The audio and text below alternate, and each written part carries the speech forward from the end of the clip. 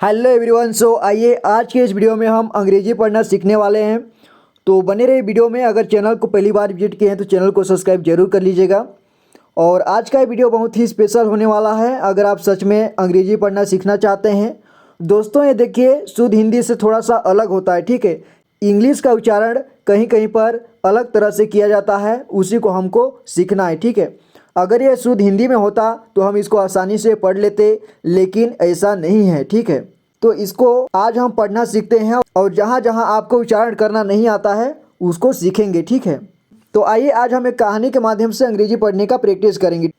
खरगोश और कछुए की कहानी है। तो आइए आज हम कहानी पर ध्यान नहीं देंगे बल्कि अंग्रेजी सीखने पर ध्यान देंगे। यहाँ पे लिखा है the story of the hare and the tortoise. तो यहाँ पे देखिए, अगर ये शुद्ध हिंदी में लिखा होता तो इसे हम क्या पढ़ते, तो इसको हम थे पढ़ते या फिर ठे पढ़ते, ठीक है। लेकिन ऐसा नहीं है, ये अंग्रेजी है इसलिए हम इसको थे या फिर ठे नहीं पढ़ेंगे बल्कि द पढ़ेंगे और दी पढ़ेंगे, ठीक है। इसका उच्चारण दो होता है, एक तो द पढ़ा जाता है एक केस में और एक केस में इसे दी पढ़ते हैं, ठीक है। तो आगे हम जानेंगे कहाँ दी पढ़ते हैं कहाँ द, ठीक है। तो ऐसे इस कहानी में इस प्रकार से हम पढ़ते चलते हैं। तो यहाँ पर दोस्तों नीचे में उसका हिंदी लिखा हुआ है ताकि आपको पढ़ने में आसानी हो, ठीक है, आप आसानी से सीख सकें। इसलिए यहाँ पे देख सकते हैं आप the story of the hare and the tortoise, यहाँ हिंदी में लिखा हुआ है, आप देख सकते हैं, ठीक है। अब देखिए यहाँ पे हेयर लिखा हुआ है HERE। अगर ये भी शुद्ध हिंदी में होता तो हम इसको क्या पढ़ते, हारे हारे पढ़ते, ठीक है। लेकिन इसे हारे नहीं पढ़ेंगे बल्कि अंग्रेजी की भाषा है, इसे हेयर पढ़ेंगे, ठीक है। हेयर मतलब होता है जंगली खरगोश, ठीक है। Hare and the tortoise, tortoise में यहाँ पे SE से, तो यहाँ देखिए SE से ज बन गया है, ठीक है। इसे ज पढ़ेंगे, आप यहाँ पे हिंदी में भी देख सकते हैं यहाँ ज है, ठीक है, टोटोइज। तो इसको टोटोइज नहीं बल्कि टोटोइज ही पढ़ना है, ठीक है। अब आगे देखिए वंश, ONECE, वंश यानी कि सी से स भी होता है और सी से क भी होता है, ठीक है। तो अगर CE आता है या फिर तो सी में अगर CE आता है या फिर CI तो उसे स पढ़ते हैं, स उच्चारण करते हैं। और CACO या फिर वैसे आता है तो क का उच्चारण करते हैं, ठीक है। तो इसको हम पढ़ेंगे वंश। आप यहाँ पे हिंदी में भी देख सकते हैं वंश। Once upon a time in a dense forest there lived a hare who was very proud of his speed. He often boasted, यहाँ पे ध्यान दीजिए often लिखा हुआ है OFTEN, ठीक है। तो यहाँ पे T साइलेंट है, ठीक है। तो इसे हम पढ़ेंगे often। ध्यान दीजिए, इसे often पढ़ेंगे, often नहीं बल्कि often पढ़ेंगे, ठीक है। यहाँ पे आप देख रहे होंगे कि ई आ रहा है, लेकिन ई के आने से इसे ओफन नहीं पढ़ रहे हैं बल्कि ओफन ही पढ़ रहे हैं, ठीक है। अब यहाँ पे लिखा हुआ है, इससे पहले ही यहाँ पे है, तो ही को हे यहाँ पे है नहीं पढ़ेंगे बल्कि ही पढ़ेंगे, ठीक है। तो he often boasted about how fast he could run and teased the slow moving tortoise. और यहाँ पे देखिए, यहाँ पे रन है, इसको रुन नहीं बल्कि रन ही पढ़ना है। आगे देखते हैं one day tired of the hare's constant mocking the tortoise said why don't we have a race, let's see who is faster. The hare burst out laughing. देखिए यहाँ पे BURST बस्ट, इसे बूस्ट नहीं बल्कि बस्ट ही पढ़ना है, ठीक है। यहाँ पे आप हिंदी में भी देख सकते हैं बस्ट आउट लाफिंग।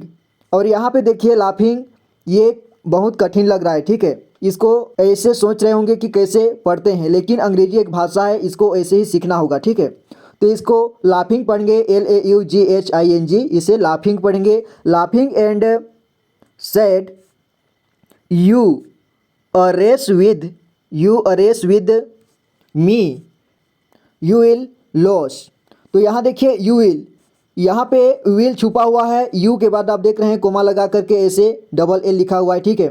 तो यहाँ पे जो है ये ऐसे होगा, ठीक है, you होगा, इसके बाद will WILL, ठीक है, will you will lose before we even start but the tortoise remained calm देखिए यहाँ पे काम लिखा हुआ है CALM, लेकिन यहाँ पे एल साइलेंट है, एल को उच्चारण नहीं हो रहा है, ठीक, एल का उच्चारण नहीं हो रहा है।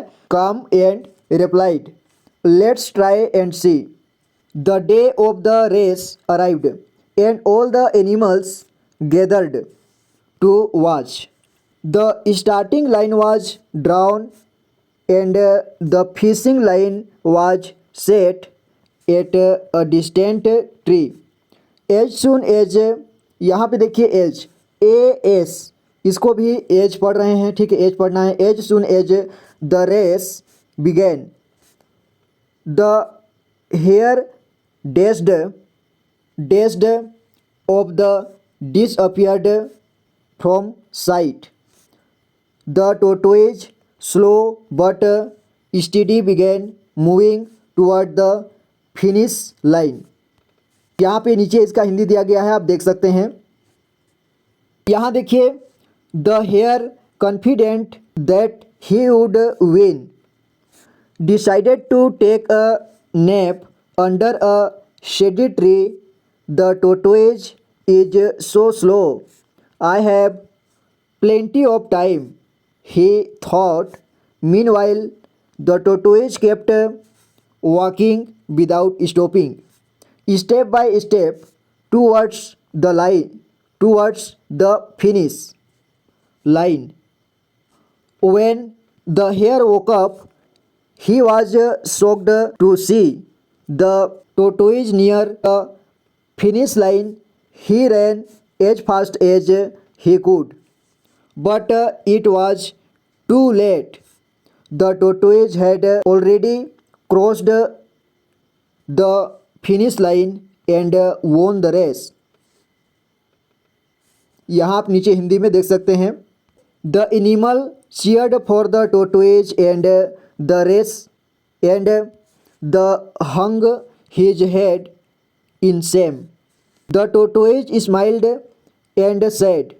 तो यहाँ पे ध्यान दीजिए, स्माइल्ड, जैसे ही कोई शब्द ऐसे होते हैं जहाँ पे ई लगा करके कुछ और अक्षर होता है, वहाँ पे आधा अक्षर का साउंड आता है, ठीक है।